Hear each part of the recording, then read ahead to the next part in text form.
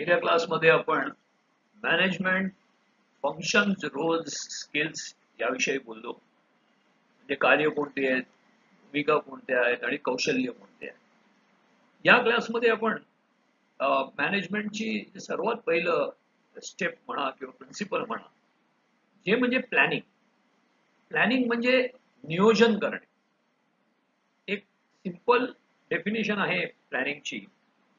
व्याख्या जी बोलली जाते की आपण कुठे आहोत आणि आपल्याला कुठे जायचं आहे, as to where we are and where we would like ideally to be.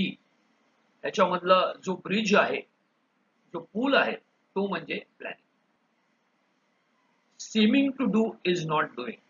म्हणजे तुम्ही काहीतरी करताय असं दिसणं किंवा भासवणं म्हणजे करणं नव्हे. करण्याचा अर्थ वेगळा आहे. Doing is something different rather than seeming to do. काय आहे ते आपण बघूया. Setting goals and outlining strategies. म्हणजे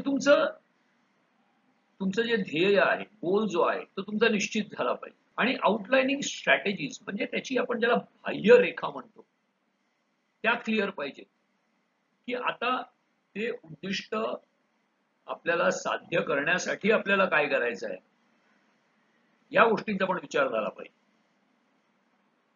focus energies on matters leading to success. म्हणजे काय, की ज्या वेळेला आपण पक्क नियोजन करतो त्यावेळेला आपली सगळी ऊर्जा जी आहे, आपली सगळी एनर्जी आहे, ती आपण कसे आपण सक्सेसफुल होऊ, कसे आपण यशस्वी होऊ ह्याच्यावर केंद्रित होते. मग इतर गोष्टींमध्ये आपण आपलं लक्ष केंद्रित करत नाही, ज्याला डिस्ट्रॅक्शन म्हणतात. ते डिस्ट्रॅक्शन होत नाहीत. तुमची ऊर्जा एकच ठिकाणी लागलेली आहे. At all levels of organisation. म्हणजे हे जे प्लॅनिंग आहे आणि त्याच्या पुढच्या ज्या होणाऱ्या सगळ्या कृती आहेत त्या at all levels of organisation आहे. म्हणजे ज्या वेळेला आपण एखादी कंपनी म्हणा किंवा संघटना म्हणा, त्याच्या प्रत्येक स्तरावर हे केलं जातं. आता इथे एक डायग्राम आहे. आता या डायग्राम मध्ये तुम्ही बघा, तिथे घटक आहेत. एक म्हणजे बोर्ड ऑफ डायरेक्टर्स, दुसरं टॉप लेवल मॅनेजमेंट, त्याच्या खाली मिडल लेवल मॅनेजमेंट आणि त्याच्याही खाली जे आहे ते लोअर लेवल किंवा एंट्री लेवल मॅनेजमेंट त्याला आपण म्हणूया. टॉप लेवल मॅनेजमेंट म्हणजे त्याला सीईओ, सीएफओ, सीआयओ म्हणजे सी स्वीट म्हणतात. तो टॉप लेवल मॅनेजमेंट आहे. तो रिपोर्ट करतो board of directors. Top level मॅनेजमेंटच्या खाली मिडल लेवल मॅनेजमेंट म्हणजे vice president, assistant vice president, general managers वगैरे जे काही डेझिग्नेशन प्रत्येक ऑर्गनायझेशनची वेगळी असतात, तर ते रिपोर्ट करतात C suite. Chief production officer असेल तर त्याच्या खाली वर्क्स मॅनेजर असतो, फॅक्टरी मॅनेजर असतो, पर्चेसिंग मॅनेजर असतो वगैरे वगैरे. तर ती झाली मिडल मॅनेजमेंट. आणि त्याच्या खाली जे असतं ते आहे एंट्री लेवल मॅनेजमेंट म्हणजे फर्स्ट लेवल मॅनेजमेंट जे असते, फ्रंटलाईन मॅनेजर्स.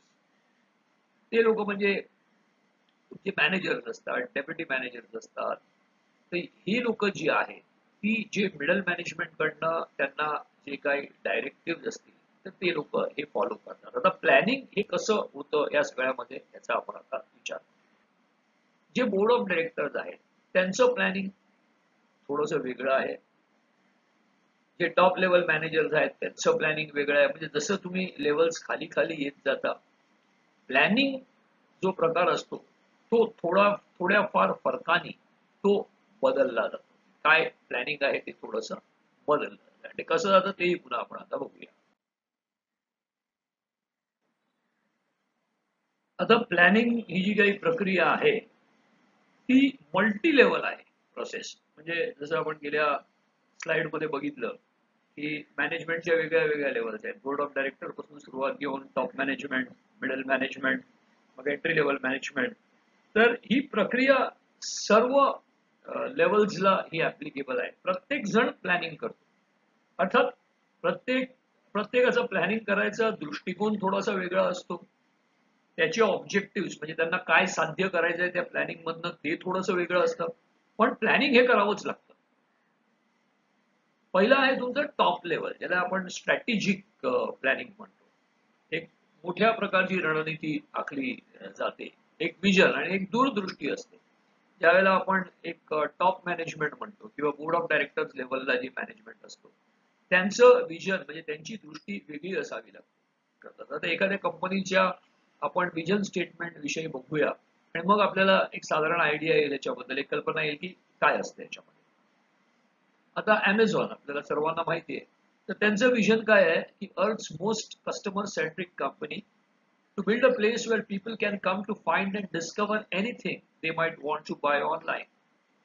म्हणजे पृथ्वी तलावर या जगात कस्टमर सेंट्रिक म्हणजे जो ग्राहक आहे त्याला केंद्रबिंदू ठेवून जर एखादी कंपनी काम करत असेल आणि त्या ग्राहकाला जर काहीही शोधायचं असेल, त्याची त्याला गरज आहे, तर तो या कंपनीकडे येऊ शकतो आणि तो ऑनलाईन बाईंग करू शकतो इंटरनेटच्या सहाय्याने. तर तुम्ही बघा, त्याच्यामध्ये कुठेही त्यांनी म्हटलेलं नाही आहे की आम्हाला अमके प्रोडक्ट्स विकायचे आहेत किंवा आम्हाला आमचा मार्केट शेअर एवढा पाहिजे किंवा प्रॉफिटेबिलिटी एवढा पाहिजे किंवा सेल्स एवढा पाहिजे.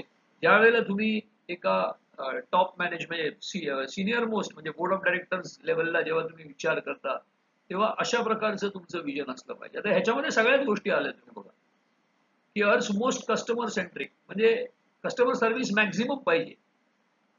मग टॉप मॅनेजमेंट विचार करेल की कस्टमर सर्व्हिस कसं आणायचं ते. And discover anything they might want to buy online. म्हणजे तुमचं मार्केटिंग, सोर्सिंग, परचेसिंग हे एवढं स्ट्रॉंग असलं पाहिजे, लायझनिंग, की तुम्हाला काहीही म्हणजे सर्व प्रकारचे जे विक्रेते आहेत, जे सेलर्स आहेत ते Amazonवर असले पाहिजे. म्हणजे जर कस्टमरला काहीही बाय करायचं असेल तुम्हाला, तसं म्हटल्याप्रमाणे एखादा सुई धागा बाय करायचा असेल किंवा टीव्ही बाय करायचा असेल किंवा उद्या गाडीही बाय करायची असेल, तर तुम्ही Amazonवर येऊन ते बाय करू शकता. हे अशा प्रकारचं एक विजन स्टेटमेंट आहे. मिशन संलग्नित आहे. आपण काय आहे ते बघूया आणि मग दोघांमधला फरक किंवा साम्य काय आहे ते आपण बघूया. आता गुगलचं काय आहे, मिशन काय आहे गुगलचं? To provide access to the world information in one click. म्हणजे कुठचीही जगातली माहिती जर तुम्हाला पाहिजे असेल तर तुम्ही गुगलवर या. तिथं तुम्हाला काय जो काही प्रश्न विचारायचा तो विचारा, एक क्लिक करा आणि तुम्हाला त्याची उत्तरं मिळतील. हे थोडस कॉज अँड इफेक्ट ज्याला म्हणतो की कारण आणि परिणाम, की माझं विजन आहे की मला earth's most customer centric company बनवायची आहे. तर मग माझं मिशन काय असलं पाहिजे, ती कशा प्रकारे मला बनवता आली पाहिजे. आणि या मिशन आणि विजन यांचा सर्वात जास्ती उपयोग होतो ते टॉप मॅनेजमेंटला ते असिस्ट करतात, की ज्यावेळेला बोर्ड ऑफ डायरेक्टर्स तुम्हाला एक दूरदृष्टी देतात की आपल्याला हे करायचं आहे, तर मग टॉप मॅनेजमेंट असते म्हणजे तुमचे CEO, CIO, chief marketing officer, chief finance officer हे सगळे जण एकत्र येतात किंवा त्यांना माहिती आहे की आपल्याला आपली लार्जर प्लॅनिंग काय आहे जे आपल्या बोर्ड ऑफ डायरेक्टर्सनी दिलेलं आहे. मग त्या प्लॅनिंगच्या अनुषंगाने आपल्याला आपल्या स्ट्रॅटेजीज बनवायच्या, आपल्याला आपले सब प्लॅन्स बनवायचे. तर हा भाग झाला अगदी टॉप लेवल मॅनेजमेंटचा. आता पुढे जाऊया आपण.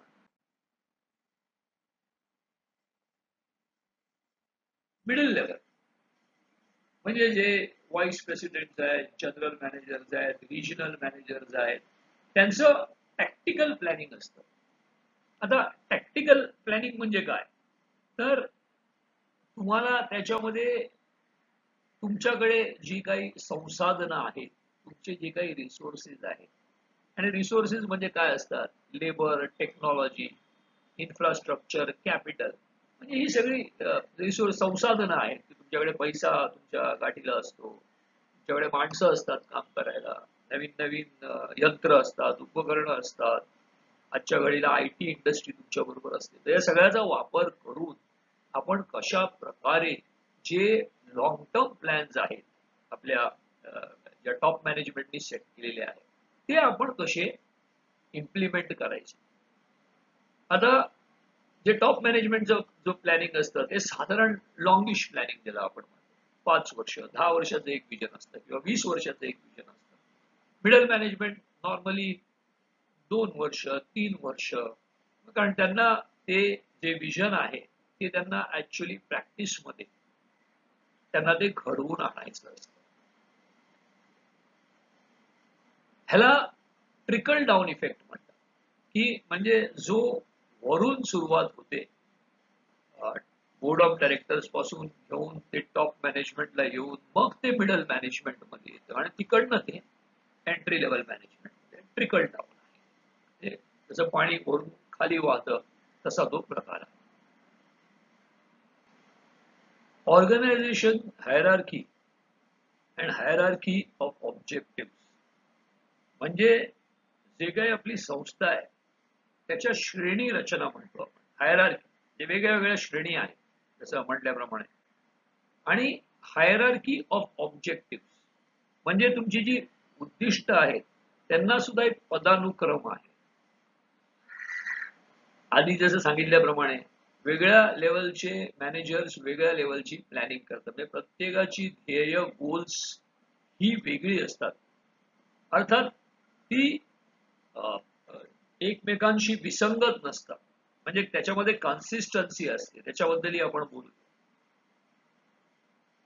आणि पुढे फ्रंटलाईन मॅनेजर्स आहेत, जे जे एंट्री लेवल मॅनेजर्स किंवा फ्रंटलाईन मॅनेजर्स म्हणजे जे मॅनेजर असतात, डेप्युटी मॅनेजर असतात, एक्झिक्युटिव्ह असतात, त्यांचे साधारण प्लॅनिंग शॉर्ट टर्म असतं. की समजा आता एक उदाहरण देतो, की समजा टॉप लेवल मॅनेजमेंटने असा विचार केला की आपल्याला आपला जो काही मार्केट शेअर आहे किंवा आपली प्रॉफिटेबिलिटी आहे ती वाढवायची. समजा आपला मार्केट शेअर सध्या 30% आहे, तर आपल्याला 30% करायचं.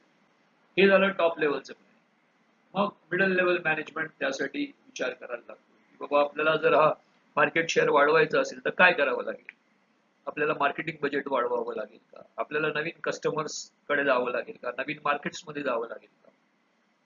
समजा डिसिजन झाला मिडल मॅनेजमेंटचा की बाबा आपल्याला बजेट वाढवायचं आहे मार्केटिंग, मग ते बजेट वाढवायचं ते कशा प्रकारे वाढवायचं, कुठे वाढवायचं मार्केटिंग बजेट. मार्केटिंगचा खर्च आहे तो कुठे प्रिंट मीडियम मध्ये करायचा का, का तो मार्केटिंगचा खर्च टेलिव्हिजनवर करायचा का डिजिटल मीडियम मध्ये करायचा, हे फ्रंटलाईन मॅनेजर साधारण डिसाईड करतात.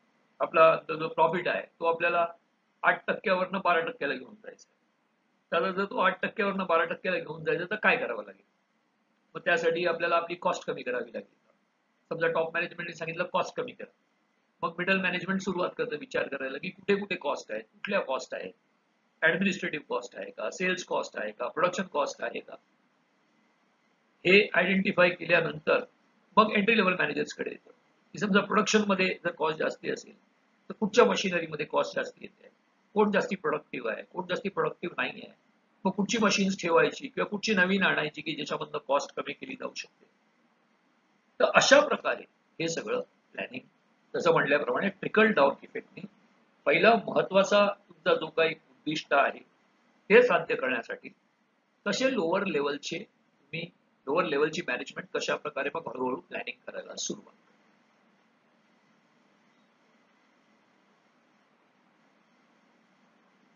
सर्वात महत्वाचं हे सगळे जे आहेत जसं म्हटल्याप्रमाणे विसंगती नसते, these are consistent with each other.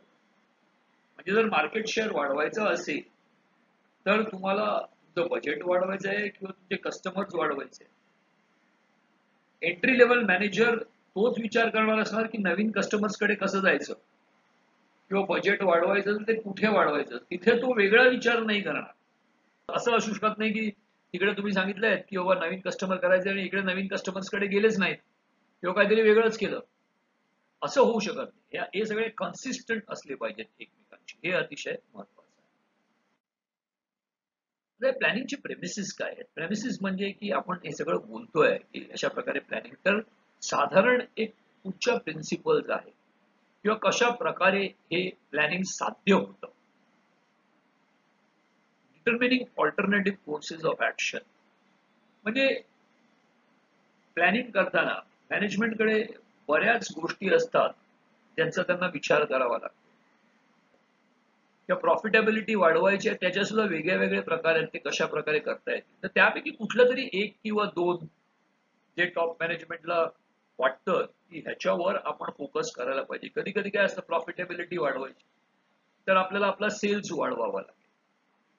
आपले जर टोटल प्रॉफिट्स वर जायचे आहेत तर आपल्याला सेल्स वाढवावं लागेल. आणि जर सेल्स वाढवणं मुश्किल असेल तर मग दुसरं काय करावं लागेल की कॉस्ट कमी करावी लागेल किंवा नवीन टेक्नॉलॉजी कुठली तरी आणावी लागेल की ज्याच्यामुळे प्रॉफिट वाढेल किंवा नवीन प्रोडक्ट कोणता तरी आणावा लागेल की ज्याच्यामुळे प्रॉफिटेबिलिटी वाढू शकेल किंवा एखादा प्रोडक्ट जो चालत नाहीये तो कमी करावा लागेल. म्हणजे असे बऱ्याच प्रकारचे डिसिजन्स असतात किंवा ऑल्टरनेटिव्ह कोर्सेस असतात. त्यापैकी कुठले तरी मॅनेजरला सिलेक्ट करणं हा प्लॅनिंगचा एक भाग आहे. सिलेक्शन ऑफ दॅट कोर्स आहे. फॉर्म्युलेशन ऑफ डेरिव्हेटिव्ह प्लॅन्स की आता आपण हे ठरवलेलं आहे की हे आपल्याला अशा प्रकारे साध्य करायचं. तर ते साध्य करण्यासाठी जसं म्हटल्याप्रमाणे मिडल मॅनेजमेंट आणि लोअर मॅनेजमेंट स्वतःचे जे प्लॅन्स म्हणा डेरिव्हेटिव्ह म्हणजे जो महत्वाचा प्लॅन आहे जो टॉप लेवलचा प्लॅन आहे त्याच्यापासून उद्भवणारे त्याच्यापासून निघणारे जे काही प्लॅन्स असतात सब प्लॅन्स म्हणा त्याला आपण डेरिव्हेटिव्ह प्लॅन्स म्हणतो. ते सगळे मेन प्लॅनशी जसं म्हटल्याप्रमाणे सुसंगत असतात. महत्वाचा भाग बजेटिंग की आपल्याला या बऱ्याचशा गोष्टी करायच्या आहेत. सेल्स वाढवायचा आहे किंवा मार्केट शेअर वाढवायचं तर त्यासाठी तुम्ही मार्केटिंग बजेट वाढवा. पण शेवटी काय होतं की ते पैसे वापरायचे जास्ती. तर ते कशा प्रकारे करायचे आपल्याला की आपल्याला त्याचं बजेटिंग करावं लागतं की जर आपल्याला आपला शेअर 20% 25%ला न्यायचं आहे तर त्याच्यासाठी बाबा 25 करोडचा खर्च आहे किंवा 30 करोडचा खर्च आहे तर ते बजेटिंग महत्वाचं आहे. त्याचा आपल्याला फायदा होतोय की नाही किंवा नंतर झाला की नाही हे सुद्धा लक्षात घेणं महत्वाचं आहे. त्यामुळे बजेटिंग हा एक महत्वाचा ऍस्पेक्ट आहे प्लॅनिंगचा. तर हे सर्व प्रकारचं प्लॅनिंग करताना एक महत्वाचा घटक आहे प्लॅनिंग मध्ये तो म्हणजे डिसिजन मेकिंग निर्णय घेणे. सर्व लेवलच्या बहुस्तरीय जसं आपण बघितलं top management middle management frontline level management या सगळ्यांना सतत काही ना काहीतरी निर्णय घ्यायचे असतात. यामध्ये सर्वात महत्वाचं आहे प्रिन्सिपल ऑफ रॅशनॅलिटी म्हणजे सतर्कता. सगळे जे निर्णय आहेत ते तर्कशुद्ध असले पाहिजे. They have to be rational decision. आणि रॅशनल डिसिजन्स कसे असतात की careful analysis of available facts that best solve the problem. म्हणजे जे काही तुमच्या पुढे वास्तव आहे फॅक्ट्स आहेत इन्फॉर्मेशन आहे त्याचं आकलन तुम्हाला करता आलं पाहिजे व्यवस्थितरित्या. आणि ते आकलन केल्यानंतर मग तुम्ही निर्णय घ्यायचा. ह्याला अजून एक जोडी आहे within the managers ability to process information. आता एवढी सगळी माहिती उपलब्ध आहे सध्या तर एखादा मॅनेजर असतो त्याची आकलन करण्याची एक साधारण क्षमता असते एक अबिलिटी असते त्याच्या पलीकडे तो जाऊ शकत नाही. आणि तुम्हाला ते मान्य करावं लागतं की त्याची जेवढी अबिलिटी आहे तेवढंच तो आकलन करू इच्छितो किंवा तो करू शकतो. Certainty uncertainty and risk. आता काही गोष्टी निश्चित आहे तुम्हाला काय विकायचं आहे हे निश्चित आहे. तुमच्या मार्केटमध्ये विकायचं आहे तेही कदाचित निश्चित आहे. नवीन मार्केट कुठचं आहे तेही निश्चित आहे. तर या बऱ्याचशा गोष्टी असतात त्या निश्चित. कॉम्पिटिटर कोण आहेत ते साधारण निश्चित आहे. पण बऱ्याच प्रमाणात अनिश्चितता असते की अचानक नवीन कॉम्पिटिटर आला. अचानक तुम्ही तिकडे तुमचं मार्केट आहे तिकडे दंगे झाले सेल्स इम्पॅक्ट झाला. कितीतरी गोष्टी आहेत ज्या अनिश्चित आहेत आणि या सगळ्यामध्ये कुठेतरी एक रिस्क आहे. रिस्क म्हणजे एक जोखीम आहे. तर कुठचाही डिसिजन घेता त्यावेळेला तो एक निश्चितता अनिश्चितता याचं भान ठेवून आणि मग त्यानुसार किती जोखीम आहे हे आपल्याला बघावं लागतं. मॅनेजर्स नाही बघावं लागतं. महत्वाचं म्हणजे सगळे डिसिजन जे आहेत ते कॉस्ट इफेक्टिव्ह असले पाहिजे. म्हणजे एखादा एखादा परिक्रम करायचा एखादा डिसिजन घेतलं एखादं प्लॅनिंग केलं आणि त्यानुसार काहीतरी खर्च करायचा आहे सेल्स वाढवायचे आहेत मार्केटिंग स्पेंड वाढवायचं आहे किंवा नवीन मार्केटमध्ये जायचं आहे त्याच्यासाठी काहीतरी खर्च आहे. तर कॉस्ट इफेक्टिव्ह आहे का तो म्हणजे जेवढा आपण खर्च करतो त्याच्यापेक्षा जास्ती लाभ आपल्याला होतोय का. कॉस्ट बेनिफिट अनालिसिस म्हणतो खर्च आणि लाभ की तो इफेक्टिव्ह असला पाहिजे. आपण आपला खर्च अशा प्रकारे केला पाहिजे की प्रत्येक जो रुपया आपण खर्च करतो त्याच्या मागे आपल्याला जो लाभ येतो तो जास्तीत जास्त असला पाहिजे.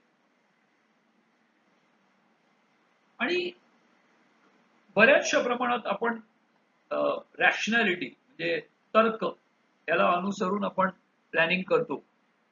पण कित्येक वेळा प्लॅनिंग मध्ये कधी कधी एक सर्जनशीलता ज्याला म्हणतो आपण, क्रिएटिव्हिटी, आउट ऑफ बॉक्स, की जे तर्काला अनुसरून नेहमी असतंच अशातला भाग नाही, ह्याचा पण भाग प्लॅनिंग मध्ये असतो.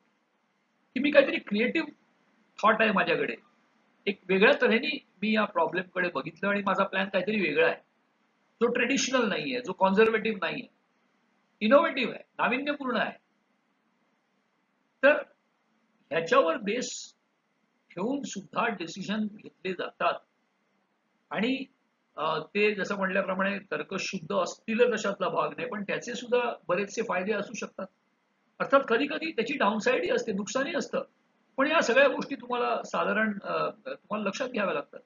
जसं मी म्हटल्याप्रमाणे रिस्क आहे. हे सगळं तुम्ही प्लॅनिंग केलं आणि सगळं केल्यानंतर सुद्धा तुम्हाला जे साध्य करायचं ते झालं नाही, तर अशा वेळेला काय करायचं? आजच्या डे अँड एज मध्ये त्याला प्लॅन ए आणि प्लॅन बी म्हणतात. की समजा प्लॅन ए तुम्ही चालू केलेला आहे, पहिला तुमचा प्लॅन ए आहे, पण काही कारणास्तव तो प्लॅन पुढे जाऊ शकत नाहीये, अर्धवट थांबलाय किंवा त्याच्यामध्ये काहीतरी अडथळे आहेत किंवा प्रॉब्लेम आहे. मग अशा वेळेला काय करायचं? मग तुमचा प्लॅन बी असला पाहिजे, किंवा हे नाही जमत आहे तर आपण हे करूया. त्या रिस्क सुद्धा तुम्हाला हँडल करता आल्या पाहिजे.